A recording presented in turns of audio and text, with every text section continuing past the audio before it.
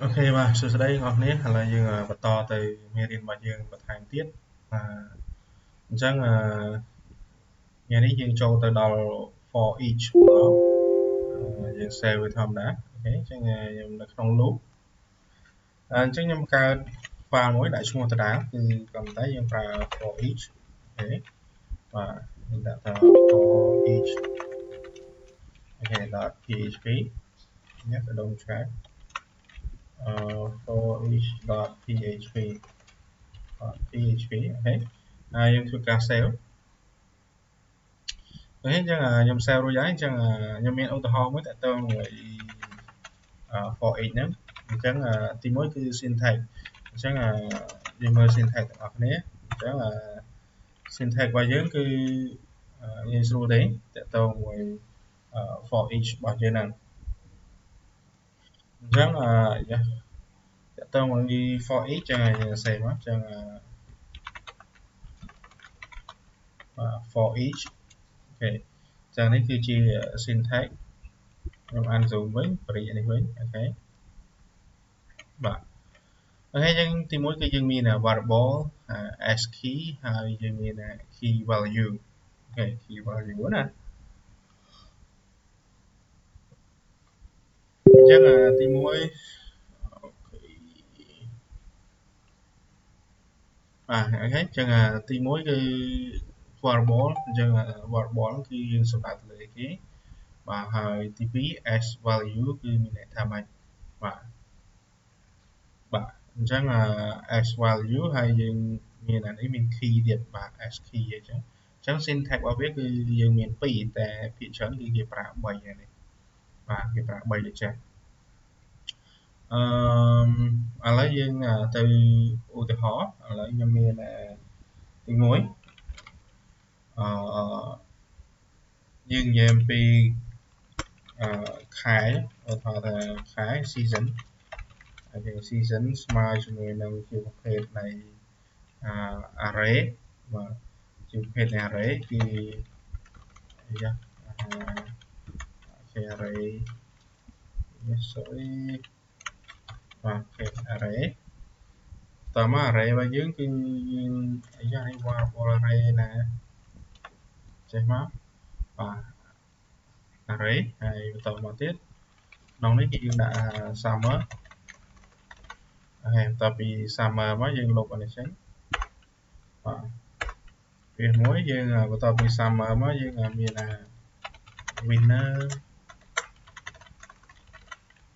tapi winner máu dương miền là tapi winner mới dương miền trong này việc muối tiếp cái khai rùm thì dương anh ấy dương cô ta prave cho môi năng double quote với và Foreach string ok cho summer ok sau đó cho em copy khai với miền buồn này sang miền winner ok miền autumn miền rainy ok chắc là dương thư ca sai cái đôi chỉ cả call hai này xung quanh tầng đó và hai mà cho mặc ground tầng đầu for ý này hay ta chân dương từ mới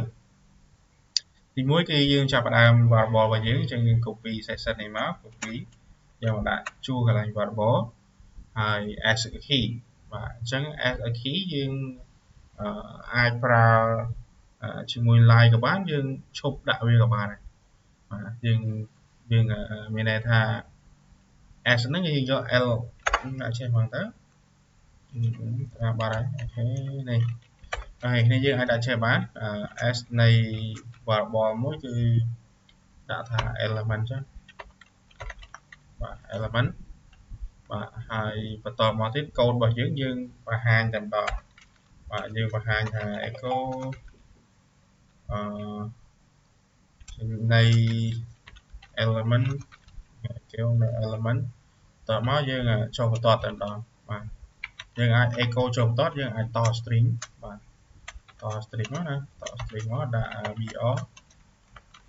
បិទមួយហើយបិទ br វិញអូខេយើងអាចធ្វើចេះបានហើយយើង save យើងទៅធ្វើការបើកនៅ project របស់យើងគឺ localhost/php បាទយើងចូលទៅក្នុង loop ហើយបន្តមកទៀតយើងមើល foreach អូខេចឹងនេះចឹងនេះគឺជាការ call ហៅចេញពី array របស់យើងដោយក្នុងនោះយើងហៅមកទាំងអស់បាទអញ្ចឹង foreach គឺយើងចង់ call ហៅមួយគឺហៅមកទាំងអស់ដូច for ដែរបាទប៉ុន្តែក៏ប្រើខុសគ្នាបន្តិចហេបាទនេះគឺឧទាហរណ៍ទី1អញ្ចឹងឧទាហរណ៍ទី2យើងអាចនិយាយអំពីយើងមានបុគ្គលិករបស់យើងនេះចឹងទៅឧទាហរណ៍ថាឥឡូវយើងមានបុគ្គលិករបស់យើងគឺជាប្រភេទ employee បាទ employee ហើយយើងឲ្យស្មើជាមួយនឹង array អូខេហើយ array របស់យើងបាទបាត់ចេះមក array របស់យើងមានគេហៅថាមានឈ្មោះមានយើងដាក់ field ឲ្យវា field ដូចមុនណាយើងដាក់ចេះមក array អូខេអាមាន employee array មួយយើងបាទមាន array flip array key array ខ្លះ reflexive fill row u ចឹងចឹង array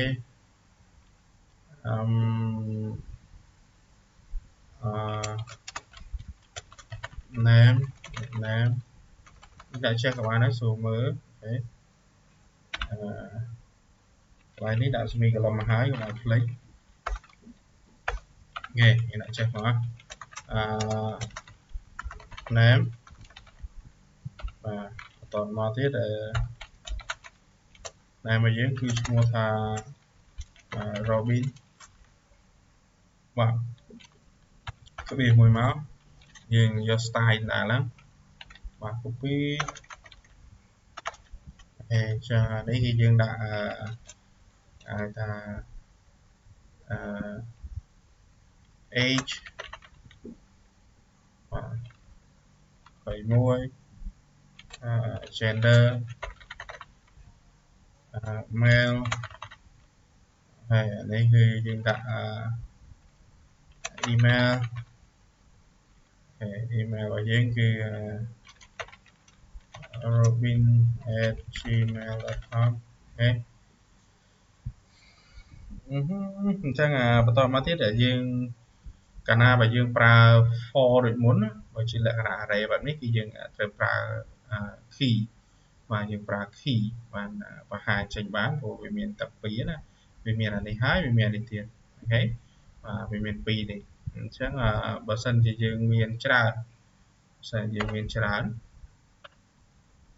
អូខេចុងក្រោយនេះអត់មានទេណាអូខេហើយតែប៉ុណ្្នេះចឹងហើយបន្តមកទៀតយើងធ្វើការប្រើប្រាស់ for each យើងចឹង for each អូខេចឹង variable របស់យើងគឺ employee នេះ copy employee យកមកដាក់ជួរកន្លែង variable as key នៅដដែលក៏ប៉ុន្តែនៃអីគេនៃ element កន្លែង element នេះដាក់អីដាក់ទៅបាទ element អូខេហើយផ្នែក code នេះគឺយើងប្រើ echo បាទហើយបន្ទាប់មកយើងប្រើ echo ហើយយើងត្រូវប្រើvariable key របស់យើងហ្នឹងអូខេប្រើ variable key តជាមួយនឹង string មួយ key ហ្នឹងគឺខាងមុខហ្នឹងឯងអា name age ហ្នឹង gender ហ្នឹងគឺជា key ហើយយើងអាចដាក់សញ្ញាref មកពីអញ្ចឹងទៅណាហើយយើងត string មួយទៀតជាមួយ element មានន័យថាជាឈ្មោះ robin 21ហ្នឹងអាហ្នឹងគឺជា variable element គឺជាទាំងអស់ហ្នឹង robin 21ហ្នឹងអូខេតមកយើងតមួយទៀតគឺចុះបន្ទាត់មកបាទយើង shell នេះហើយ br ប៉ុណ្ណឹងមកយើង save យើងធ្វើការ refresh របស់យើងloop line ទី11អញ្ចឹង error expected ជាមួយនឹងសញ្ញារបស់យើងអញ្ចឹងយើងមកកលេចមើលទៅនេះបាទខុសណាអូខេ save ហើយយើងទៅធ្វើការ run ម្ដងទៀត refresh មកអូខេអញ្ចឹងនេះគឺយើង call ហៅមកទាំងអស់មានទាំងឈ្មោះមានទាំងអីហ្នឹងមានអាយុ gender ហ្នឹងអាហ្នឹងយើងប្រើ foreach ដោយយើងប្រើប្រាស់ key កន្លែងនេះអូខេអញ្ចឹង key គឺជាកន្លែងខាងមុខនេះបាទជួរខាងមុខនេះគឺជា key ហើយ element ដែលយើងសំដៅថាដាក់ថា element គឺជាធាតុមួយនេះអូខេអញ្ចឹងបើមានច្រើនជាងហ្នឹងគឺយើងដាក់ច្រើនជាងហ្នឹងទៅអូខេឧទាហរណ៍ថាមានច្រើនជាងហ្នឹងទៀតអញ្ចឹងទៅអូខេអញ្ចឹងយើង save មកហើយយើងមកធ្វើការ refresh បាទព្រោះដូចគ្នាយើង for each មកយើងចាប់យកទៅនេះទេអញ្ចឹងអត់មានអីទេតែបើខុសគ្នាក៏អត់ទៅដែរនេះយើងមានដឹងមូលហេតុទេបាទហេតុអីបានជាយើងដាក់អាហ្នឹងហើយវាអត់ទៅទៀតមានន័យថាវាបានតែមួយណាបើនេះយើងដាក់ទៅវាធម្មតាវាត្រូវបានច្រើនបាទកន្លែងនេះបាទហានេះវានៅតែមួយឯងអូខេចឹងហេតុអីទោះយើងដូរវាក៏ដោយតែវានៅតែមួយចឹងឥឡូវខ្ញុំដាក់តែមួយទេនៅមានអាមេរៀនក្រោយទៀតចាំខ្ញុំធ្វើអាហ្នឹងឲ្យនេះយើងមកឲ្យហើយឥឡូវយើងមួយទៀតគឺយើងនិយាយ style បែប for each ដែរតែយើងនិយាយទៅលើ array បន្តិចដែលយើងមានធាតុណាឬក៏គ្នាយើងអត់ទាន់រៀន array ចឹងរៀនពិបាកតិចឥឡូវខ្ញុំរកឧទាហរណ៍មួយចុះនិយាយពី array ដដែលអូខេខ្ញុំនិយាយពី array ដដែលខ្ញុំដាក់ថាnum ស្មើជាមួយនឹង array បាទនេះ array name ដែលយើងដាក់លើកមុនណានេះគេ variable ក៏យើងក៏ឲ្យ array មកវាចេញគឺយើងដាក់ចេញមក array name ស្មើនឹង array អញ្ចឹង array name គឺឈ្មោះ array ដូចយើងដាក់មិញហ្នឹងអញ្ចឹងយើងលុបអានេះចេញមកអូខេតមកទៀតអានេះគឺយើងប្រើតាម key បាទតាមរយៈ key អញ្ចឹងកន្លែងនេះយើងមិនបាច់ប្រើតាមរយៈ key ទេយើងប្រើធម្មតាសិនមកដើម្បីគឺយើងយល់មាន10មាន11 12 13 14 15ហើយបាទមានប៉ុណ្ណឹងចឹងលេខយើងអត់ចាំបាច់ដាក់សញ្ញា double quote ទេហើយយើងធ្វើការប្រើ for ហ្នឹងដល់ធ្វើការបូកសរុបហើយខ្ញុំលុបទៅនេះចេញអូខេអញ្ចឹងទី1យើងតាំងសាំបាទសញ្ញាទៅថាសាំ sum ឲ្យវាស្មើ0មកឧទាហរណ៍ហើយយើង for each ចេញមកគឺទី1យើងឲ្យ array របស់យើងនេះបាទរបស់ array របស់យើងអញ្ចឹងយើងចង់កដុំឆែកចេញអីចេះអូJavaScript តទៅមួយ array អញ្ចឹងកន្លែងនេះមិនអីយើងដាក់មក array ឈ្មោះ variable num array ហើយs ប្រើតែ s មកយើងដាក់ហើយ value ចេះក៏បានដែរអត់បញ្ហាទេយើងដូរក៏បានដែរអញ្ចឹងយើងចាប់ផ្ដើមដាក់sum ស្មើជាមួយនឹង sum ជាមួយ variable sum ខ្លួនឯងយកទៅបូកជាមួយនឹង variable value អូខេបូកជាមួយ variable value ហើយបន្តមកទៀតឲ្យបូកសរុបក្នុងនេះឲ្យបូកក្នុងនេះហើយយើងបង្ហាញនៅក្នុងនេះគឺ echo sum of given number ស្មើហើយត string មកបាទនៃ last sum អូខេបានហើយយើង save ធ្វើការ refresh អូខេអញ្ចឹងយើងមកបូកសរុបរបស់យើងមើលយើងឃើញថាស្មើប៉ុណ្ណឹងអត់បាទ10បូក11 21បាទបូកតមកគឺឃើញទេ បាទហ្នឹងគឺយើងអាចបូកសរុបជាលេខ array ចឹងបានបាទបូកដល់បូកទាំងអស់បាទហើយយើងប្រើ for each នេះសំខាន់នៅពេលដែលយើងប្រើចង់ query ចេញពី database បាទ database យើងចង់ query មកទាំងអស់អីហ្នឹងចេញពីលក្ខណៈ table ហ្នឹងគឺយើងប្រើ for each បាទអញ្ចឹង for each នេះគឺសំខាន់បំផុតហើយនឹងបន្ទាប់ពីfor each យើងនឹងហើយយើងដូចជាមានអីទៀតទេយើងចូលទៅមេរៀនថ្មីតែម្ដងទៅតាក់ទងជាមួយនឹង while អីផ្សេងអូខេអញ្ចឹងអានេះយើងជួបគ្នាតែប៉ុណ្ណេះបាទ